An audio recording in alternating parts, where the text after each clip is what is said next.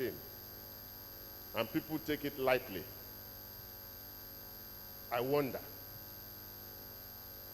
Because there is a real and present danger. And at the center, there is only confusion. Everybody has abdicated. As the guest speaker said, one of the things that I wondered about was that in Nigeria today, to be condoled, the bereaved have to go to the person to condole him. Since the event of Chibok, nobody at the center of power have thought it wise to go and commiserate with the people there. It is a very sad commentary. So why are we surprised at what happens to the rest of us when we can see the debacle at the center? 2015 is very serious. There are issues that must be considered in the center of everything. The issue of security. And I ask here today, are they in a position now, from all that we know, to resolve this issue of security that is confronting us in Nigeria? Is the government that is in place now in position to handle the security situation? No. They have proven beyond reasonable doubt that they cannot. We have issues of corruption.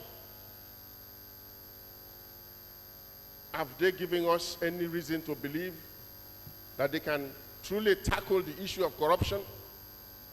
Except when it comes to pursuing people that are not even corrupt, but who they consider to be because they are not in their good books.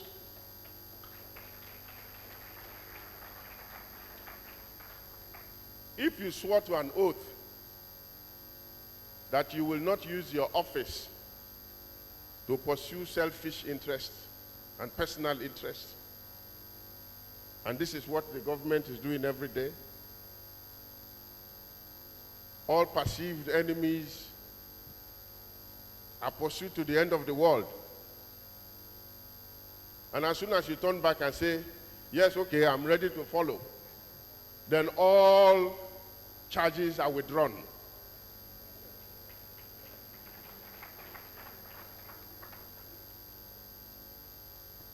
Some people worry about me and they say, EFCC is pursuing you here. And I said, look, it's very easy. The solution I already know. If I turn one day and I say, oh, yes, sir, I want to support you, then I will not be corrupt again.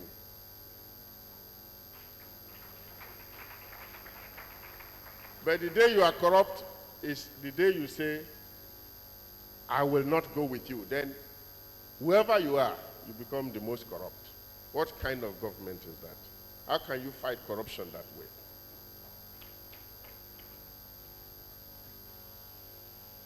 There is an issue of poverty in Nigeria. Poverty and unemployment, which is the mother and father of the insecurity. Is this government in a position to tackle the issue of poverty and unemployment? They have proven beyond reasonable doubt. I was very worried one day, when I saw the government celebrating that they had created 25,000 jobs. 25,000 jobs in a country where 80% of our young people are unemployed, 80% amounting to millions of young people, and you created 25,000 jobs. You should not be ashamed. But they celebrated it. it was a celebration of shame as far as I was concerned. But today, we are here to celebrate my birthday. But you know how it is. The temptation was too great for me to discuss a little bit of politics.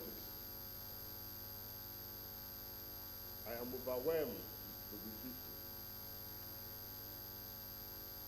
But I am actually also confronted with one or two problems at 50. And please, those of you who have attained 50 before me should help me. Someone said, "You don't look 50. And I said, "Really?" Then I stepped away from that person, and someone said, "Are you only 50?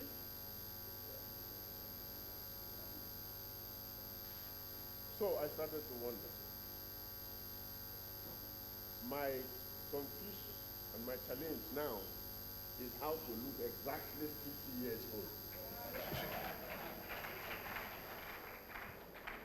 I have not been able to achieve that yet. But on this side, I thought it was a glorious future, because the future is the tomorrow today. I looked forward to being 50 for so long. Now I've arrived at 50. And my daughter asked me, "How does it feel to be 50? And it only reminded me of the nursery rhyme. There was a naughty boy, and the naughty boy was he. He ran away to Scotland, the people there to see. Then he found that the ground was as hard, that the yard was as long, that the song was as merry, that cherry was as red, that lead was as heavy, that 80 was as 80, that the door was as wooden as in England. And he stood in his shoes and he wondered. He wondered. He stood in his shoes and he wondered. I actually wondered what it was going to be across 50. Now I've crossed it. All I'm doing now is standing in my shoes and wondering.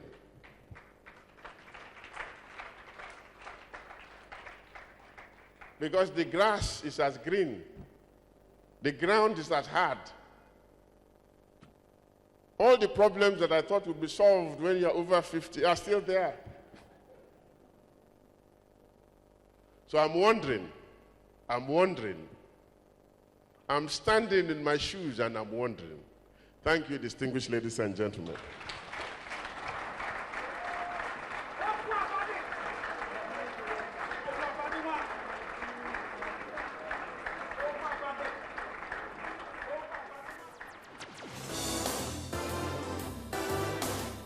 This has been a live Channels Television event.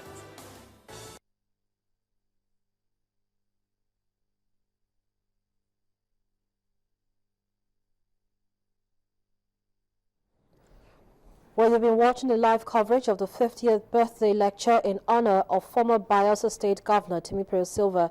It came to you live from the nation's capital, Abuja.